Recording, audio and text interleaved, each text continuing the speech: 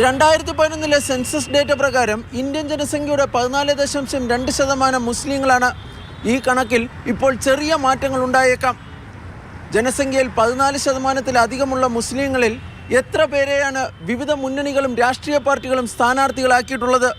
കണക്കുകൾ പറയുന്നത് ഇങ്ങനെ: 440 ലോക്സഭാ സീറ്റുകളിൽ മത്സരിക്കുന്ന BJP മുസ്ലിം മതവിഭാഗത്തിൽ നിന്ന് ഒരാളെ മാത്രമാണ് സ്ഥാനാർത്ഥിയാക്കിയത്. പാർട്ടിയുടെ സഖ്യകക്ഷികളായ JDUവും NCPയുടെ അജിത് പവാർ വിഭാഗവും വിരലിലെണ്ണാവുന്നത്ര മുസ്ലിങ്ങളെ സ്ഥാനാർത്ഥികളാക്കിയിട്ടുണ്ട്.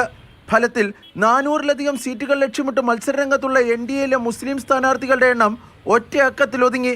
2019 ലോക്സഭാ തെരഞ്ഞെടുപ്പിൽ വിവിധ പ്രതിപക്ഷ പാർട്ടികളുടെ സ്ഥാനാർത്ഥികളായി മത്സരിച്ച മുസ്ലിങ്ങളുടെ എണ്ണം 115 ആയിരുന്നു. എന്നാൽ ഇത്തവണ അത് 2 അക്കത്തിലേക്ക് കുറഞ്ഞു. Congress, Trinamool Congress, Samajwadi party, CPM, BSP, RJD, NCPയുടെ ശരത് പവാർ വിഭാഗം തുടങ്ങി പ്രമുഖ പ്രതിപക്ഷ പാർട്ടികളെല്ലാം കൂടി നിർത്തിയിരിക്കുന്നത് 78 മുസ്ലിം സ്ഥാനാർത്ഥികളെ മാത്രമാണ്. BSPയുടെ സ്ഥാനാർത്ഥി പട്ടികയിലാണ് ഏറ്റവും കൂടുതൽ മുസ്ലിങ്ങളെ കാണാൻ സാധിക്കുന്നത്, 35 പേരെ. 2019 34 മുസ്ലിങ്ങളെ സ്ഥാനാർത്ഥികളാക്കിയ കോൺഗ്രസ് ഇത്തവണ നിർത്തിയിരിക്കുന്നത് 19 പേരെ മാത്രമാണ്.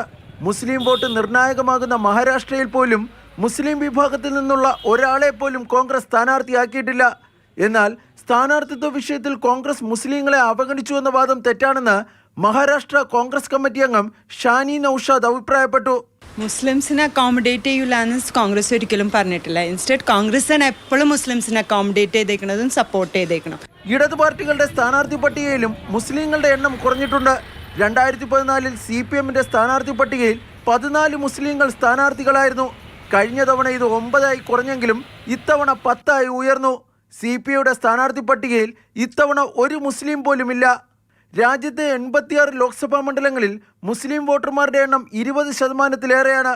എന്നാൽ 2019 ലോക്സഭയിലേക്ക് ജയിച്ചവരിൽ മുസ്ലിങ്ങളുടെ എണ്ണം 26 മാത്രമായിരുന്നു.